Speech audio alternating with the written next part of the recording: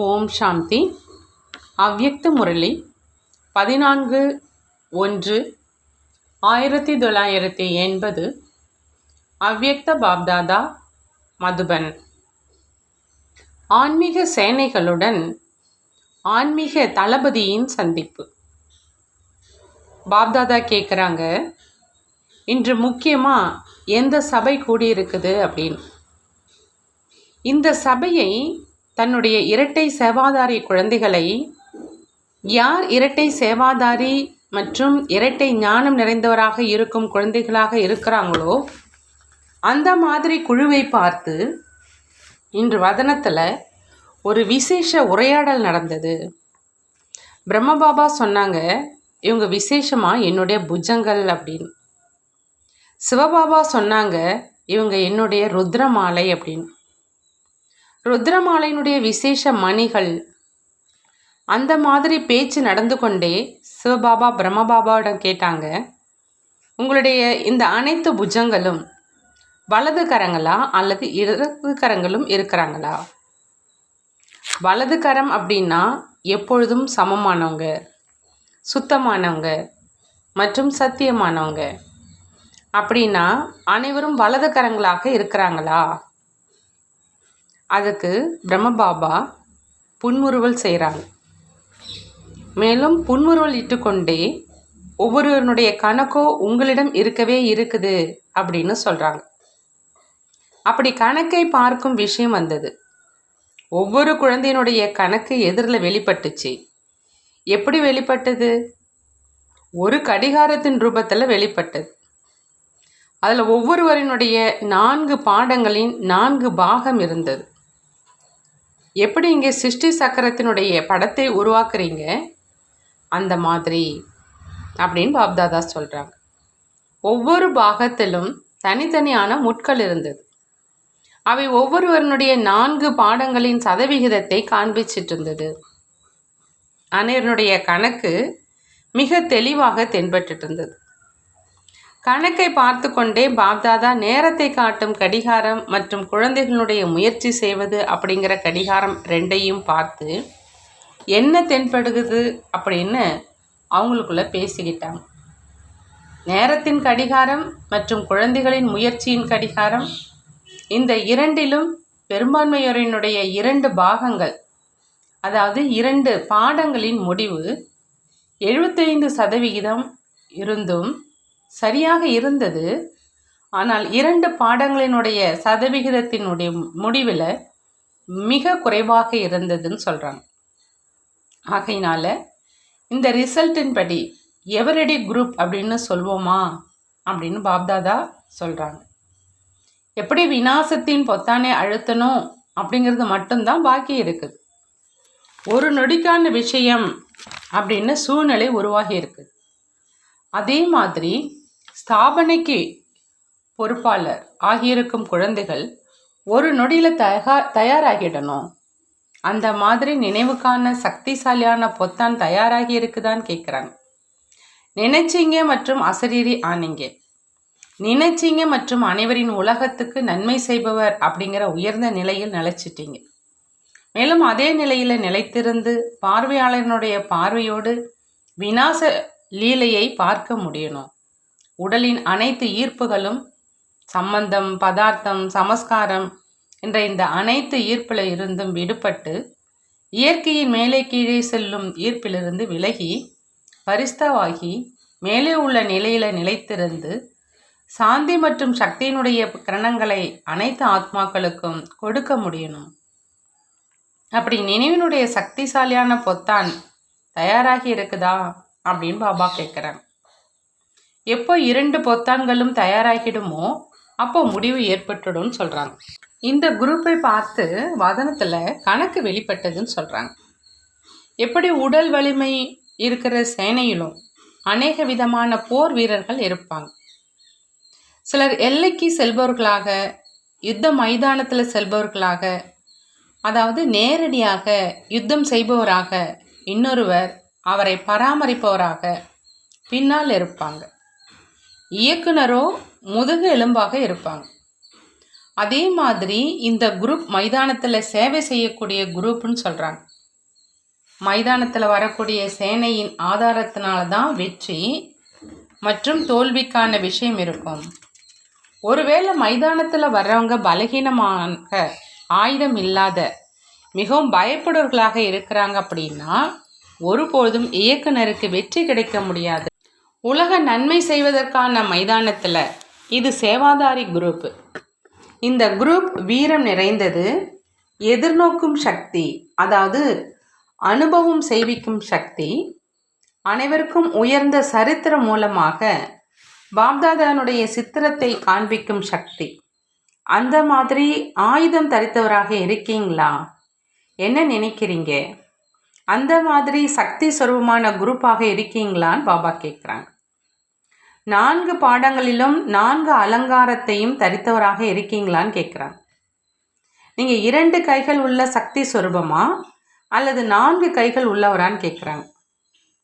இந்த 4 அலங்காரம் 4 பாடங்களினுடைய அடையாளம். அப்படின்னா அனைத்து அலங்காரங்களையும் தனக்குள்ள கொண்டு வந்திருக்கீங்களான்னு கேட்குறாங்க. அல்லது சிலர் 2 கொண்டு வந்திருக்கீங்க, சிலர் 3 கொண்டு வந்திருக்கீங்க, அல்லது 1 கொண்டு வந்திருக்கீங்க அப்படின்னா இன்னொன்று விடுபட்டு விடுதா? அப்படி இந்த குரூப்பினுடைய மகத்துவத்தை புரிஞ்சுக்கிட்டீங்களான்னு பாபா கேட்குறாங்க. சேவையினுடைய மைதானத்தில் வரக்கூடிய குரூப்பு, அதாவது வெற்றிக்கான ஆதாரமானவங்க அடங்கிய குரூப். ஆதாரமானவங்க உறுதியாக இருக்கீங்க தான் இல்லையான்னு கேட்குறாங்க. ஆதாரம் ஆடக்கூடியதாக இல்லைதான் இல்லையா? ஞானம் மற்றும் சேவை அப்படிங்கிற இந்த 2 பாடங்களில் 75% பார்த்தோம். அதே மாதிரி நினைவு மற்றும் தாரணை இந்த 2 பாடங்களிலும் இன்னும் அதிக கவனம் கொடுத்து 4 அலங்காரம் தரித்தவராக ஆகுங்கன்னு பாபா சொல்கிறாங்க. இல்லை அப்படின்னா உலகினுடைய ஆத்மாக்களுக்கு முழுமையான சாட்சாத்காரம் செய்விக்க முடியாது. ஆகையினால இந்த 2 அலங்காரங்களை தாரணை செய்வதற்காக விசேஷமாக என்ன கவனம் வைப்பீங்கன்னு கேட்குறேன். நீங்கள் குடும்பத்தின் மற்றும் ஈஸ்வரிய அப்படி இரட்டை சேவாதாரி ஆகுங்க. உடல் நிர்வாகத்துக்காகவும் மற்றும் ஆத்ம நிர்வாகத்துக்காகவும் அப்படி இரட்டை சேவை கிடைச்சிருக்கு. மேலும் 2 சேவைகளுமே பாப்தாதாவின் டைரக்ஷன் படி கிடைச்சிருக்கு. ஆனால் 2 சேவைகளிலும் நேரத்தின் சக்திகளின் சமமான கவனம் கொடுக்குறீங்களான்னு பாபா கேட்குறாங்க. தராசில் 2 பக்கங்களிலும் சமமாக வைக்கிறீங்களா? முல்லை சரியாக வைக்கிறீங்களா? அல்லது முள் இல்லாத தராசை வச்சிட்ருக்கீங்களா அப்படின்னு கேட்குறாங்க. ஸ்ரீமத்து தான் முள். ஒருவேளை ஸ்ரீமத் அப்படிங்கிற முள் சரியாக இருக்குது அப்படின்னா 2 பக்கமும் சமமாக இருக்கும். அதாவது தராசினுடைய சமநிலை சரியாக இருக்கும். ஒருவேளை முல்லை சரியில்லை அப்படின்னா சமநிலை இருக்க முடியாது. சில குழந்தைகள் ஒரு பக்கத்தினுடைய எடையை அதிகமாக வைக்கிறாங்க. எப்படி? குடும்ப பொறுப்பை கண்டிப்பாக செய்யணும் அப்படின்னு நினைக்கிறாங்க. மேலும் ஈஸ்வரிய பொறுப்பை செய்யவோ வேண்டும் என்று அப்படி சொல்கிறாங்க. அது கண்டிப்பாக செய்யணும் மற்றும் இது செய்யவோ வேணும். ஆகையினால ஒரு பக்கத்தின் எடை அதிகமாயிடுது. பிறகு முடிவாக என்ன ஆகுது? சுமை அவரையே கீழே கொண்டு வந்துடுது. மேலே எழ முடியாது. சுமையுள்ள பக்கம் எப்பொழுதுமே கீழே தரையில் பட்டுடும். மேலும் லேசானது மேலே எழுந்திருக்கும். மேலும் சமமாக இருப்பவரும் மேலே எழுவாங்க. கீழே பூமியில் தொடாமல் இருக்கும். பூமியில் படுற காரணத்தினால பூமியினுடைய ஈர்ப்பின் வசமாகிடுறாங்க. சுமையினுடைய காரணமாக ஈஸ்வரிய சேவையின் மைதானத்தில் லேசானவராகி எப்பொழுதும் வெற்றி அடைபவராக ஆக முடியாது. கர்ம பந்தனத்தின் சமூக மரியாதையின் சுமை கீழே கொண்டு வந்துடுது. எந்த சமுதாயத்தை விட்டதோ அந்த சமுதாயத்தின் மரியாதைகளை வைக்கிறாங்க. மேலும் எந்த சங்கம யுகத்தின் மற்றும் சங்கம சமுதாயத்தினராகிவிட்டாங்களோ அந்த சமுதாயத்தினுடைய மரியாதை வைப்பதை மறந்துடுறாங்க. எந்த சமுதாயம் அழியக்கூடியதோ அந்த சமுதாயத்தின் மரியாதையை எப்பொழுதும் நினைவில் வைக்கிறாங்க. மேலும் எந்த சமுதாயம் அழியாததோ, எந்த சமுதாயத்தின் மூலம் எதிர்கால சமுதாயம் உருவாகணுமோ அந்த சமுதாயத்தின் நினைவூட்டிய போதிலும் சில நேரம் மட்டுமே நினைவு சொரூபம் ஆகிறார். குடும்ப விவகாரம் மற்றும் ஈஸ்வரி விவகாரம் இரண்டினுடைய சமநிலை வைப்பது அப்படின்னா எப்பொழுதும் இரண்டிலும் லேசானவராக இருப்பது மற்றும் வெற்றி அடைவதுங்கிறாங்க பாபா. உண்மையில் குடும்ப விவகாரம் அப்படிங்கிற வார்த்தையை மாற்றுங்க. குடும்பம் அப்படின்னுங்கிற வார்த்தையை சொன்ன உடனேயே குடும்பஸ்தன் ஆகிடுறீங்க. ஆகினால நீங்கள் குடும்பஸ்தன் அல்ல, ட்ரஸ்டி ஆவீங்க. குடும்ப விவகாரம் அல்ல, ட்ரஸ்ட் விவகாரம். குடும்பஸ்தன் ஆகிறீங்க அப்படின்னா என்ன செய்கிறீங்க? குடும்பஸ்தன் செய்யும் விளையாட்டு எது? குடும்பஸ்தன் ஆகிறீங்க அப்படின்னா சாக்கு போக்கு அதிகம் சொல்வீங்க. இப்படி மற்றும் அப்படி அப்படிங்கிற பாஷை அதிகம் பேசுவீங்க. அப்படியானது இல்லையா, இப்படி இருக்குது இல்லையா, விஷயத்தை அதிகரிக்க தொடங்கிடுவீங்க. செய்யத்தான் வேண்டும், இதை நீங்களும் தெரிஞ்சிருக்கீங்க. இதுவும் அப்படியே தான், இப்படியே தான் அப்படிங்கிற இந்த பாடத்தை தந்தைக்கும் கற்பிக்க தொடங்கிடுறீங்க. ட்ரஸ்டி ஆகிட்டீங்க அப்படின்னா சாக்கு போக்கு கூறுவது முடிவடைந்தது, முன்னேறும் கலையினுடைய தொடக்கம் ஏற்பட்டுடும். அப்படி இன்றிலிருந்து தன்னை குடும்ப விவகாரத்தில் இருப்பவர் அப்படின்னு நினைக்காதீங்க. ட்ரஸ்ட் விவகாரம் பொறுப்பு இன்னொருடையது. நீங்கள் கருவியாக மட்டும் இருக்கீங்க. இப்பொழுது இந்த மாதிரி எண்ணத்தில் மாற்றம் செஞ்சீங்க அப்படின்னா வார்த்தை மற்றும் செயலில் மாற்றம் ஏற்பட்டே விடும். அப்படி இந்த குரூப்பில் ஒவ்வொருவருமே மிக அதிசய காரியம் செய்ய முடியும். கர்ம யோகி, சகஜ யோகியின் ஒவ்வொரு உதாரணம் அநேக ஆத்மாக்களை உயர்ந்த ஒப்பந்தம் செய்வதற்கு காரணமாக ஆக்க முடியும். மேலும் எல்லைக்கு உட்பட்ட குருவாக யார் இருக்கிறாங்களோ அவங்களுடைய ஒரு சிஷ்யன் ஆசனத்தில் அமர்ந்து தன்னுடைய குருவினுடைய பெயரை புகழடைய செய்வாங்க. மேலும் இங்கு சத்குருவினுடைய இத்தனை அனைத்து சிம்மாசனதாரி குழந்தைகள் நீங்க ஒவ்வொரு குழந்தையும் எவ்வளோ உயர்ந்த காரியம் செய்ய முடியும். பாப்தாதா அனைத்து குழந்தைகளையும் அந்த மாதிரி சேவைக்கு தகுதியான, உலகில் பெயரை புகழடைய செய்யக்கூடிய, உலகத்துக்கு நன்மை செய்யும் குழந்தை அப்படின்னு நினைக்கிறார். எப்பொழுது ஒரு தீபம் தீப மாலையை உருவாக்கிடுது அப்படின்னா நீங்கள் ஒவ்வொரு தீபமும் முழு உலகத்தில் தீபாவளி செய்துடுவீங்க. இந்த குரூப்புக்கு என்ன செய்யணும் அப்படின்னு புரிந்ததா அப்படின்னு கேட்குறாங்க பாபா. விதவிதமான குரூப்புக்கு விதவிதமான துறையை சேர்ந்த ஆத்மாக்களின் சேவாதாரியாகி அனைவருடைய சத்கதி மற்றும் உயர்ந்த வாழ்க்கையை உருவாக்குவதற்கான ஆதாரமானவர் ஆகணும். இப்படி இரட்டை வெளிநாட்டினர் இருக்கிறாங்க. அதே போல இது இரட்டை ஞானம் நிறைந்த நிலை மற்றும் இரட்டை சேவைக்கு தகுதியானவங்க. ஆகையினால ரிசல்ட்டாக கூட 2 மடங்கு வெளியாகணும். அந்த மாதிரி எப்பொழுதும் அனைத்து பந்தனங்களில் இருந்தும் விடுபட்ட, எப்பொழுதும் பந்தனமற்ற வாழ்க்கையில் இருக்கக்கூடிய, உலகின் காட்சி பெட்டகத்தில் விசேஷ காட்சி பொருளாக இருப்பவர்களுக்கு, உலக மாற்றம் செய்ய ஆதாரமானவர்களுக்கு, எப்பொழுதும் ஸ்ரீமத்தின் ஆதாரத்தில் சுய நன்மை மற்றும் உலக நன்மை செய்பவர்களுக்கு, அந்த மாதிரி நிரந்தர உலக சேவாதாரிகளுக்கு, எல்லைக்கு அப்பாற்பட்ட சேவாதாரிகளுக்கு பாப்தாதாவின் அன்பு நினைவுகள் மற்றும் நமஸ்காரம் செய்கிறான். நாமும் நம்மளுடைய பாப்தாதாவுக்கு அன்பு நினைவுகள் மற்றும் நமஸ்காரம் செய்வோம். டாக்டர்களுக்காக அவ்யக்த பாப்தாதாவின் இனிய மகா வாக்கியம். இரட்டை டாக்டர்களுடைய குரூப் தான் இல்லையான்னு கேட்குறாங்க பாப்தாதா. எப்படி அனைத்து டாக்டர்களும் தன்னுடைய எல்லைக்கு உட்பட்ட மருத்துவத்துறையில் விசேஷ நிபுணர்களாக இருக்கீங்க, அதே மாதிரி ஆன்மீக மருத்துவத்தில் விசேஷமாக எந்த சேவைக்கு பொறுப்பாளராக இருக்கீங்கன்னு கேட்குறாங்க. எப்படி எல்லைக்கு உட்பட்ட மருத்துவத்தில் சிலர் கண்களின், சிலர் விசேஷமாக தொண்டையின், சில மருத்துவர்கள் மருந்துகள் கொடுப்பவராக மட்டும் இருப்பாங்க. அப்படி இந்த ஆன்மீக மருத்துவத்தில் என்ன விசேஷங்கள் இருக்குதுன்னு கேட்குறாங்க பாப்தாதா. ஒரு நொடியில் யாருடைய பழைய சமஸ்காரம் அப்படிங்கிற நோயை கண்களின் பார்வை மூலமாக அகற்றிடணும். ஒரு நொடியில் பழைய சமஸ்காரம் அப்படிங்கிற நோயை கண்களின் பார்வை மூலமாக அகற்றிடணும். அதாவது அந்த நேரம் அந்த நோயிலிருந்து அவரை மறக்க வச்சிடணும். அந்த மாதிரி விசேஷம் நிறைந்த டாக்டர்களா நீங்க அப்படின்னு பாப்தாதா கேட்குறாங்க.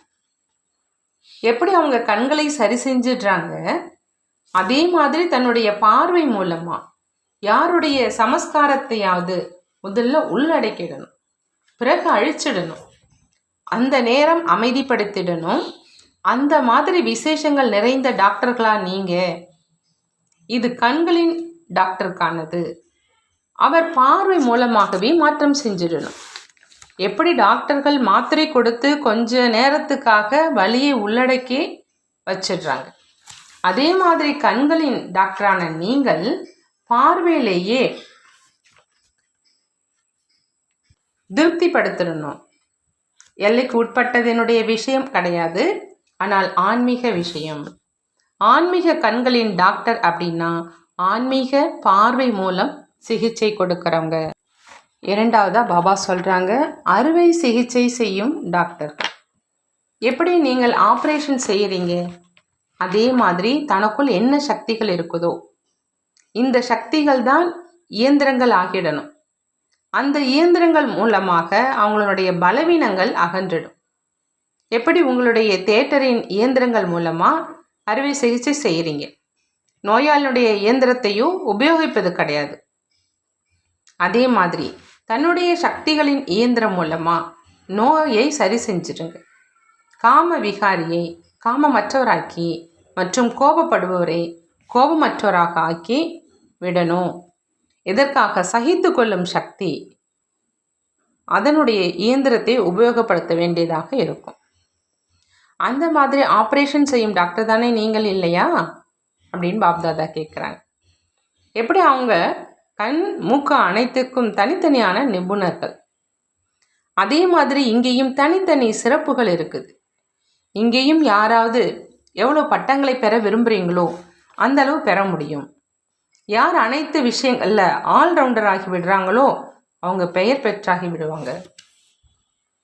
டாக்டர்களும் மிகுந்த சேவை செய்ய முடியும். ஏன்னா நோயாளி அந்த நேரம் முற்றிலும் பிச்சைக்காரன் ரூபத்தில் வர்றாங்க. ஒருவேளை அந்த நேரம் டாக்டர் அவங்களுக்கு பொய்யான மருந்தை கொடுத்துடுறார், தண்ணீர் மட்டும் கொடுத்து விட்டார் என்றால் கூட பாவனையின் காரணமா அவர் சரியாகிடுறார். அவருக்கு குஷியின் டானிக்கு கிடைச்சது, அதன் மூலம் சரியாயிடுறார். மருந்தின் மூலம் சரியாகிறது கிடையாது, ஆனால் குஷியின் காரணமாக சரியாகிடுறார். அப்படி டாக்டர்களிடம் பிச்சைக்காரனின் ரூபத்தில் வராங்க. கொஞ்ச நேரத்துக்காவது கூட வலியை அகற்றிடுங்க. நீங்கள் அந்த நேரம் அவங்களுக்கு என்ன சொன்னாலும் கேட்பதற்கு தயாராகிடுவாங்க. எப்படி இன்ஜெக்ஷன் போட்டு ஒரு நொடியில் அவங்களுடைய வலியின் உணர்வுகளை மறக்க வச்சிடுறீங்க, அதே மாதிரி ஞானத்தினுடைய இன்ஜெக்ஷன் போட்டு பழைய சமஸ்காரத்தின் உணர்வுகளை மறக்க வச்சிடு.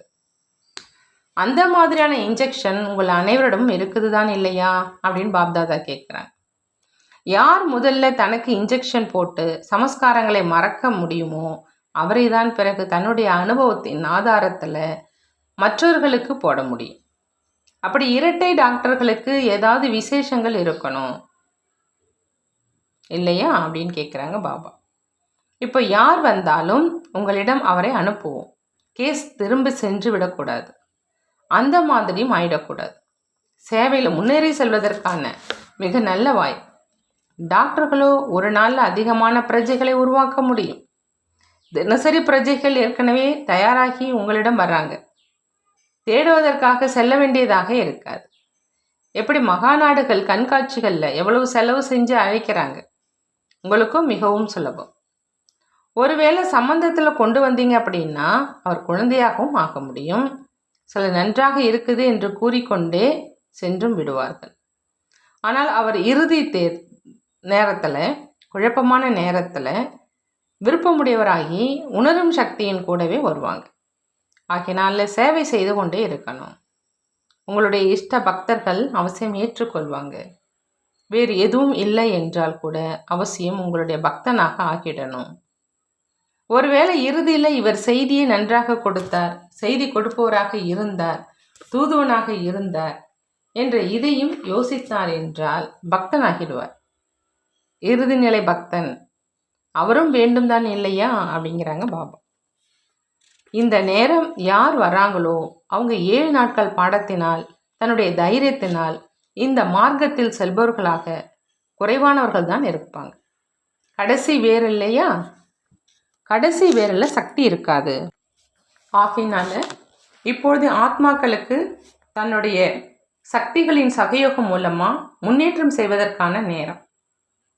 உங்களை ஒப்பிடும்போது இன்றைய ஆத்மாக்கள் மிக காலதாமதம் ஆகிட்டாங்க. ஏன்னா இறுதி வேர் ஆகிட்டாங்க. ஆகையினால் நீங்கள் உற்சாகம் கொடுத்து அவங்களை நடத்தி வைக்கணும். நீங்கள் மகாதானி வரதானி ஆகணும். அவங்க அவங்களுடைய ஆதாரத்தில் செல்ல முடியாது. எனவே ஒரு நொடியில் அனுபவம் செய்விக்கக்கூடிய அந்த மாதிரி சக்திசாலியான இயந்திரத்தை கண்டுபிடிங்கன்னு பாபா சொல்கிறாங்க. இப்போ உங்கள் போன்றவர்களுடைய எண்ணிக்கையை அதிகரிங்க.